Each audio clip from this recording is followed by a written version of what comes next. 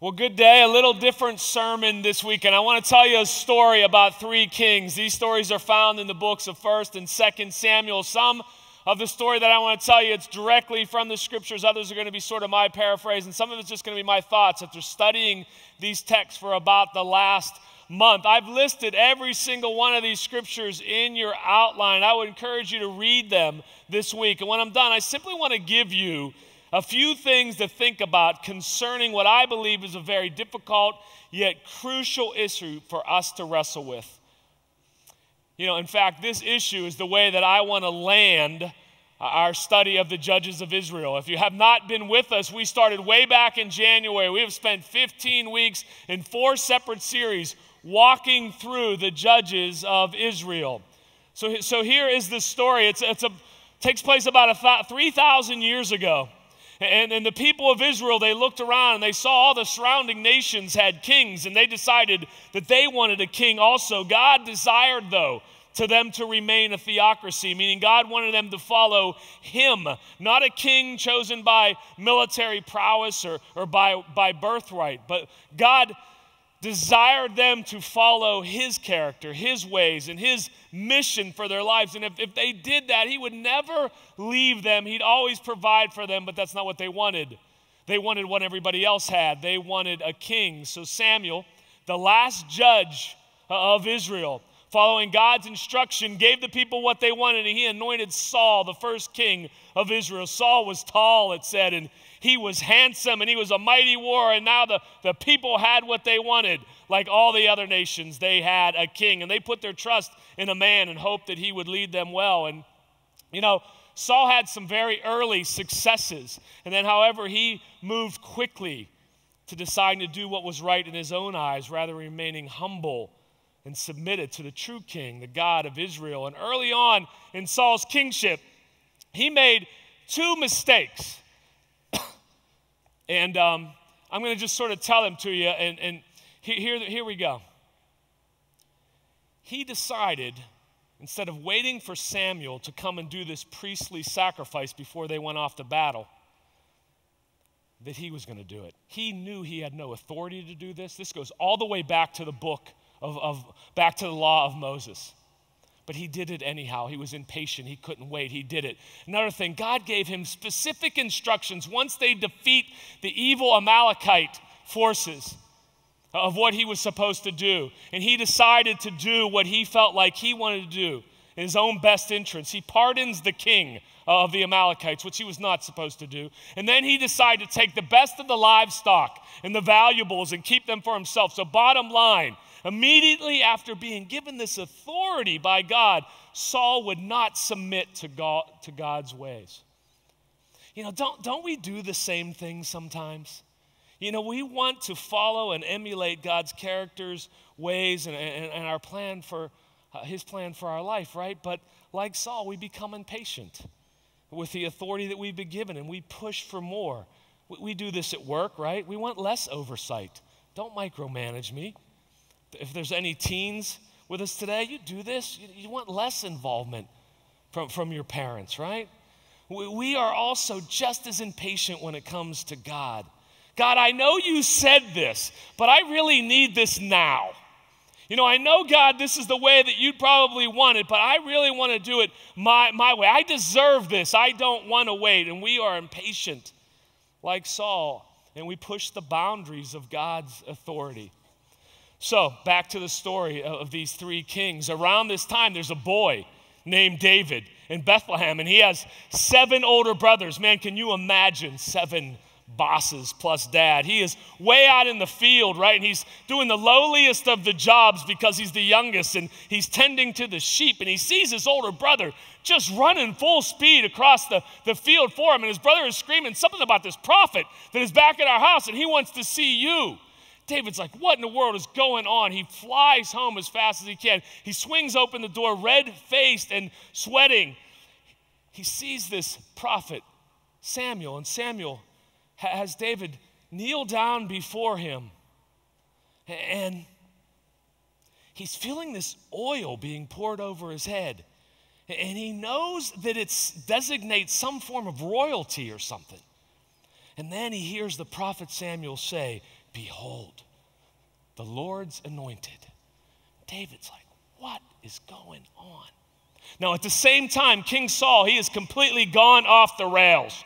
He has become an out-of-control madman. His blatant refusal to submit to God's ways have left him emotional, self-centered mess, and he is struggling with rage and depression. And one day, someone tells him about this young boy, and that when this young boy sings music and plays songs, it's soothing to the soul. So Saul has David brought to him. And David plays for him, and indeed it does.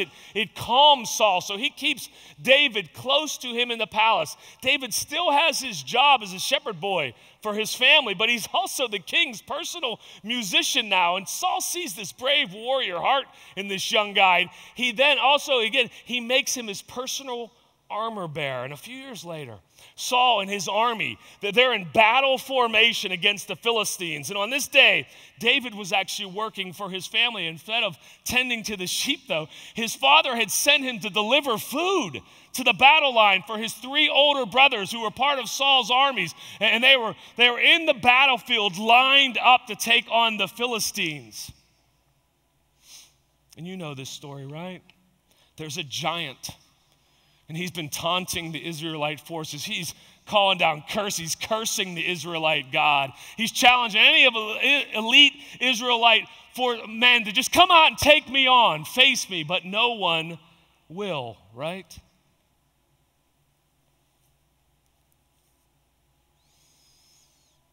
But there's a little guy there that's delivering lunch.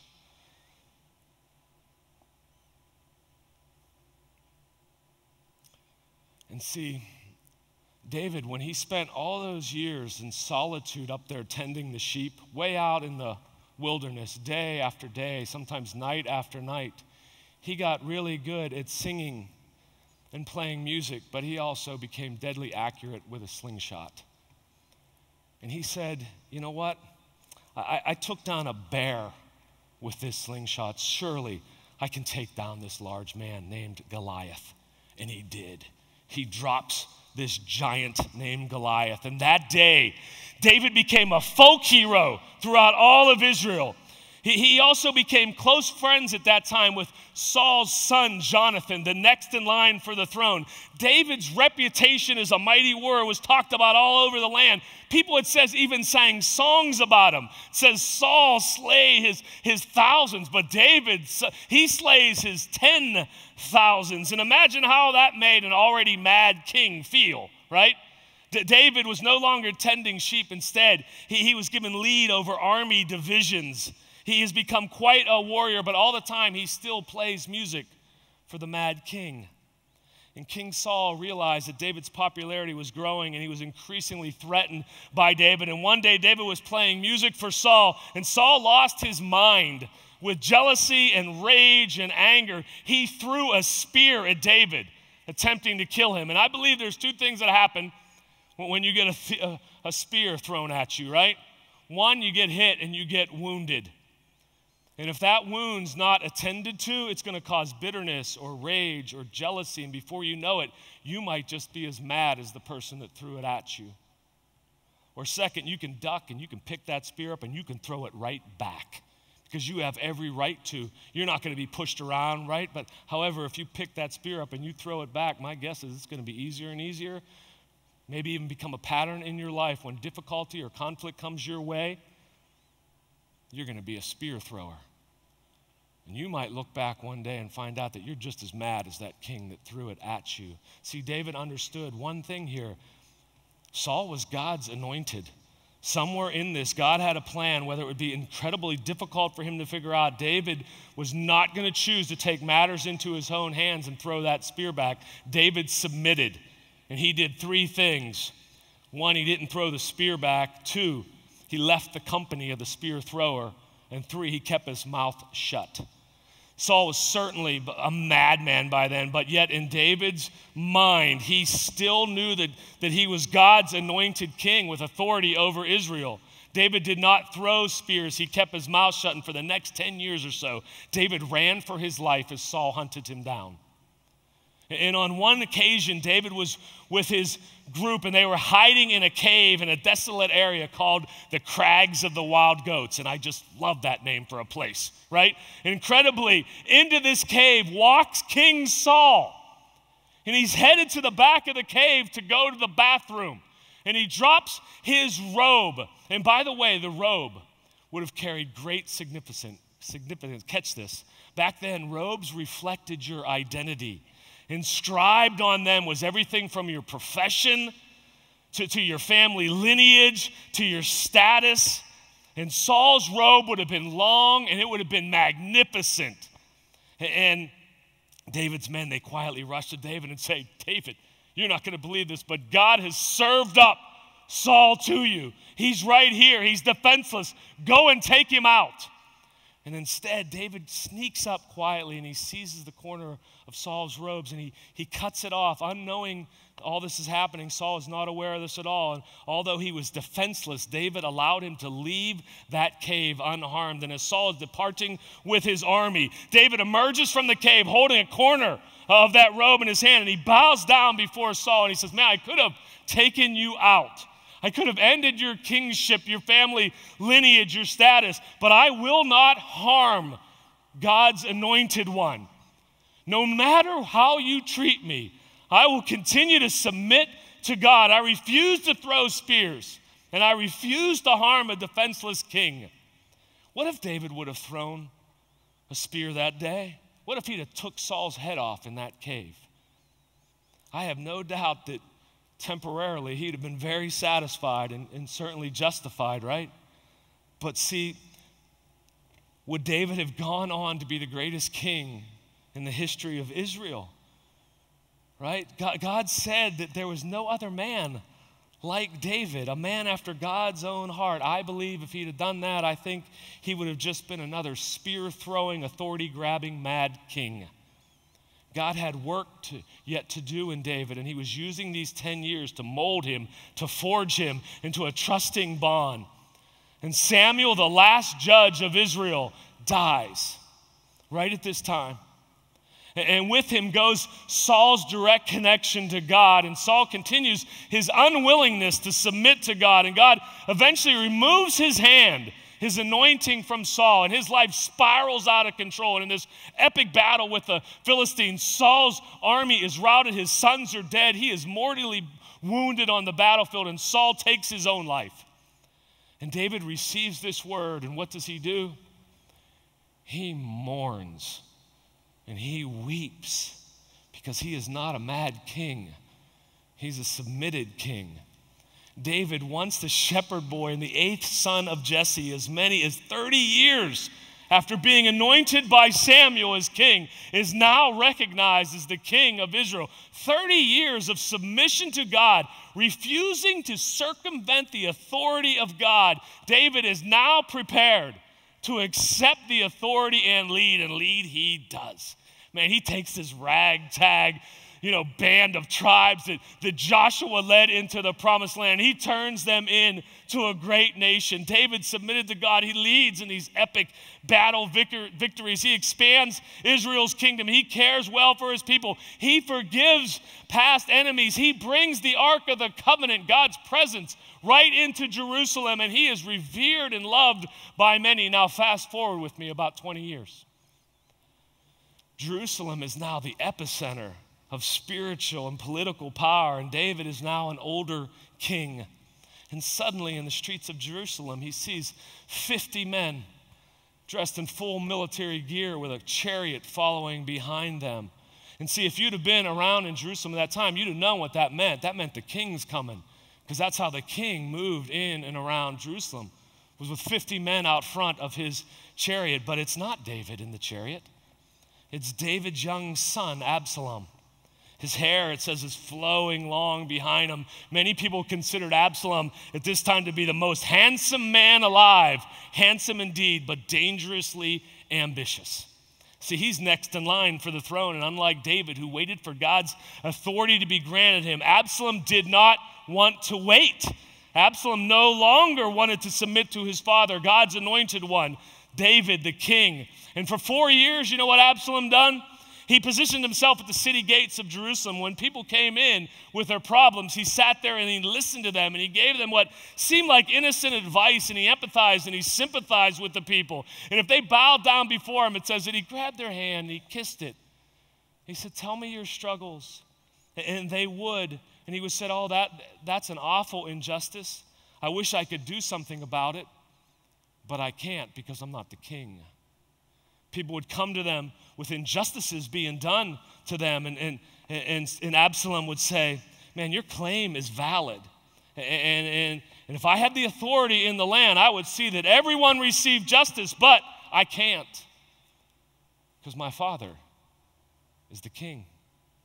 Absalom had a plan, and though it appeared he was submitting to David's authority, it was subversive.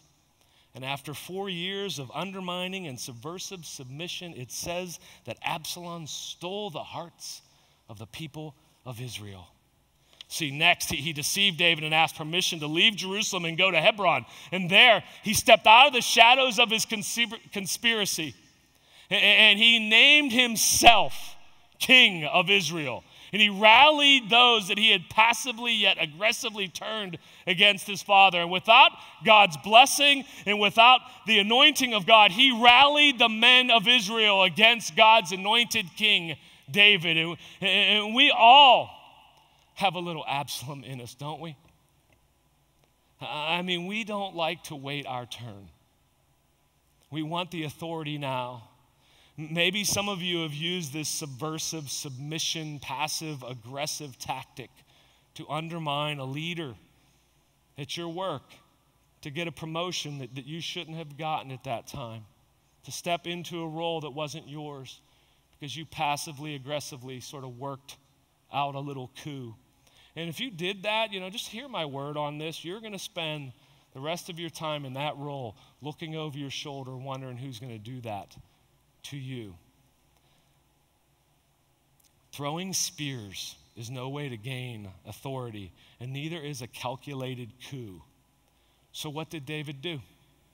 As Absalom called Israel to rally to his side, one might assume that David had probably fortified himself in Jerusalem and rallied his mighty men and had the Ark of the Covenant, the presence of the God, placed out in the front of the battle line and prepared to wage war for the throne of Israel. Nope.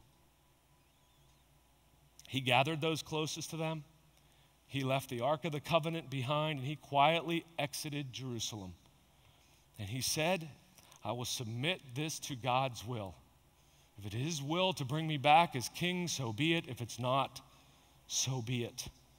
And many wept as he left Jerusalem. And some of those that were loyal to the King Saul from years ago, it says they pelted him with rocks and hurled insults at him. And he did nothing. Brokenhearted and exhausted, David fled to the countryside, and Absalom rallied his best men to ride, to track David down and to finish him. And David's mighty men, they formed a line to confront Absalom's force. And David's men, although outnumbered, strengthened by God, they overwhelmed Absalom's rebellion. And that same beautiful flowing hair that Absalom loved so much was caught in a low-hanging tree, and he was stuck there, literally helpless, hanging. David, one of his oldest friends, sort of his hatchet man, actually, Joab, returns to the place and he puts an end to Absalom and he puts down the coup. David receives news that he's won, and he can return to Jerusalem as king. You know what he does? He seeks no revenge on those that hurled insults at him as he left. He pardons those that turned on him, and he mourns for his son. "Oh, my son Absalom, my son Absalom, would I have died instead of you?" It's a story of three kings. There's a great little book out there that I read years ago. It's called The Tale of Three Kings by Gene Edwards. It tells this story so poetically, actually tells it much better than I just did, and I'd recommend you picking that up, and I'd recommend you go into your notes and reading the text that I put in there, and read this story for yourself. The story of these three kings has one underlying theme, Submission to authority. See, no matter how mad King Saul became, David was submitted to God. He refused to throw spears or to harm a vulnerable king in that cave. And when Absalom attempted to seize from David what God had given him, his kingship, David left the outcome up to God. He did not seize control or leverage his power. Submission is so hard, isn't it?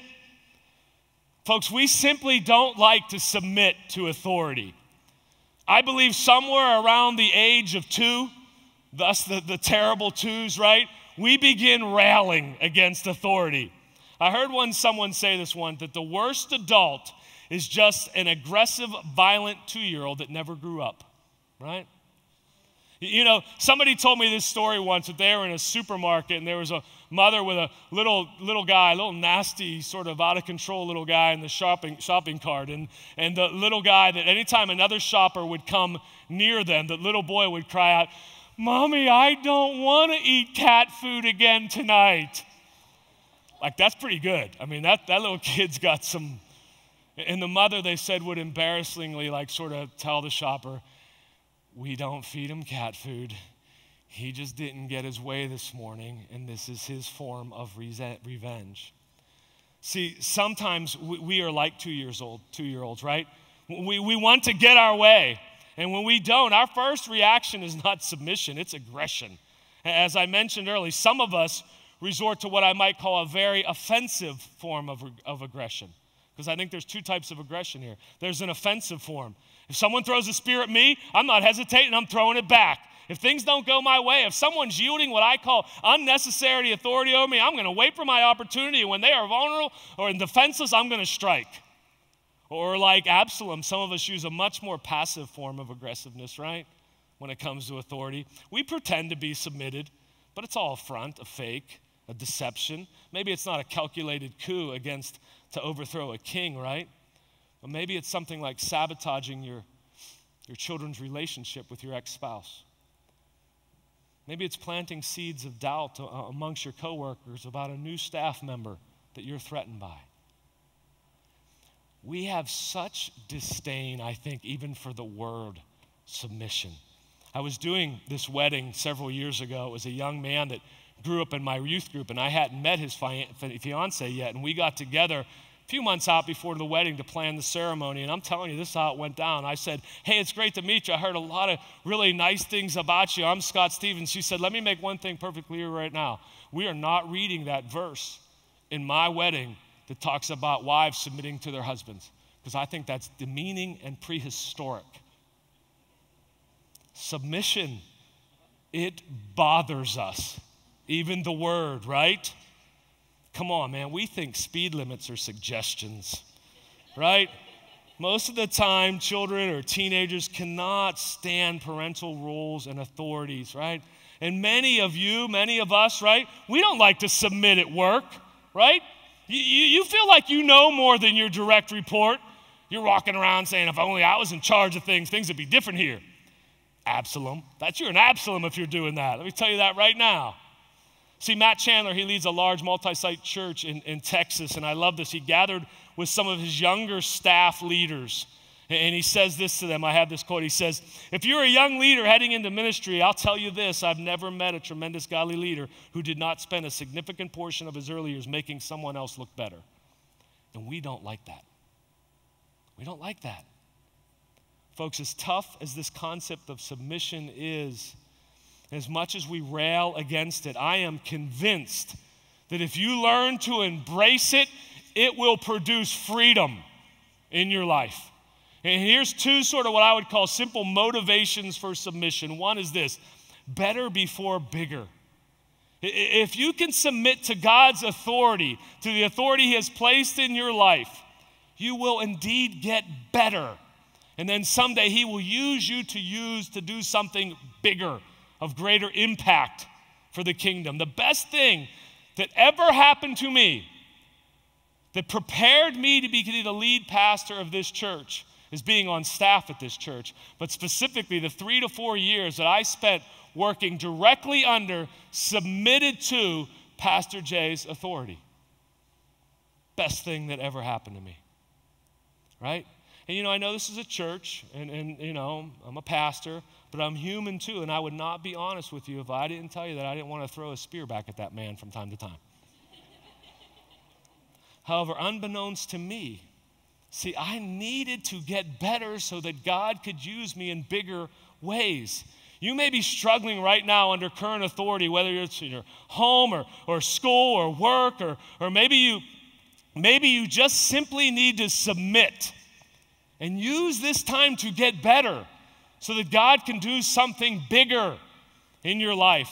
And the second one is this: order before blessing. Matthew 6:33 says this, but seek first the kingdom of God. This is the order. Seek that first and his righteousness, and then all things will be added to you. Some of us, I think we just simply want God's blessing before we have placed him in the proper order in our life. We want God to bless us before we've even submitted to his characters and his ways and his mission in our life. And throughout the study of Judges, there has been this one overriding theme. We've talked about it constantly. It's Judges 21:25. In those days, there was no king in Israel. Everyone did what was right in his own eyes. And it's where I started this series way back in January, and it's where I want to end it today. Let me rephrase that scripture for us, for all of us today. In these days, we want to do what we think is right and live as if God has no authority. I just think we're so wired this way, to reject submission to God. I think sometimes it's in our DNA, right? See, in about 1,000 years after that story of these three kings, Jesus had gathered with his closest disciples, his closest friends in an upper room. And the tension in this room was so thick that you could cut it with a knife. He had been saying things like the Son of Man is going to be delivered to the elders, to the chief priests and the scribes. He's going to be condemned to death. The tension in this room was so thick. And in John 13:1, it tells us this. It was time for him to go to the Father. So this is Jesus. And Jesus loved his disciples who were in the world, so he now showed them how much he really loved them. You know what he did? It says he got up from the table and he removed his outer garment. Folks, he removed his robe and he laid it aside. And I told you earlier about the significance of the robe, right? It would have identified his robe, Jesus' robe. It would have identified him as a teacher, as a rabbi. There may have been an inscription on it that said he was born in the town of Bethlehem from the line of King David, where all the Jews would know that that's where the Messiah would emerge from. And this robe is the same robe that a woman just touched, healed instantly of 12 years of a demoralizing disease. This is the same robe that he calmed storms with, that he healed the blind and the sick, that he walked on water with. And in a symbolic act, he took off his earthly identity, he laid it aside, he picked up a servant's towel. He washed their feet. He's basically saying to them, man, I'm going to reveal to you how much I love you, and it starts with me simply serving you as a friend. But oh my goodness, he wasn't stopping there. See, he performed that last act of serving just before the greatest act of submission in the history of all mankind. Because that robe would be ripped to shreds and torn from his back as he'd be beaten and spit upon and mocked and spread naked and nailed to a cross. See, our Father in heaven providing the most gracious gift ever known to mankind, the gift of his Son. And that Son, in the most gracious act of submission ever known to mankind, voluntarily went to the cross to reveal how much he loves us. Why? Because he knew that we were a people that insisted on doing what was right in our own eyes. And without these acts of generosity from God and submission from Jesus, we were helplessly separated and hopelessly lost from God. And the only acceptable response to that is submission. But we despise submission. The book of Judges, it revealed that the whole nation, they were just continually doing what was right in their own eyes. And as we've learned, it did not go well for them. And I believe right now, there's many of you in this room that if you're extremely honest with yourself, you've been trying to do what's right in your own eyes. And it's not going so well. When it comes to submission, there's not much that's changed in 3,000 years, has there? Folks, at some point, Jesus Christ sweetly broke me. He gently drew me to my knees, this posture of submission. And I said, okay, from here on out, God, you're in charge. I'm broken. And I'm submitted. Best thing I ever did. Not the easiest. And this inner Saul and Absalom still raged war inside me. Some of you believe in God. You've grown up maybe even believing in God. But are you submitted? And is it time for you to wholly surrender and submit your life to Jesus? I want to ask everyone to stand up at all of our campuses. I'm going to ask the campus leaders from the other campuses to come up just to the front of the room on your platform or up front. And I just want to lead you in a prayer, all of us across all of our campuses. And if you walked in here today believing in God and not submitted, take this moment and wholly surrender. Be the best thing you ever did. So can we all just bow our heads, no one looking around? I'm going to say a prayer. You make it your own words. You say it to God. You can say it in a whisper. You can say it in your heart. He will hear you. And it would just go something like this. Today, God, I surrender. God, today I submit to your character, to your ways, to your mission and plan for my life. Oh, God, help me stop doing what I think is right in my own eyes. And let me follow you with all my heart. God, rush into my life right now. Turn me. Love me. And with all heads bowed, no one looking around, if you prayed that prayer right now, all I simply want you to do, again, this is just a moment, just look up at me and raise your hand, and your campus pastor will see you and agree with you on your other locations.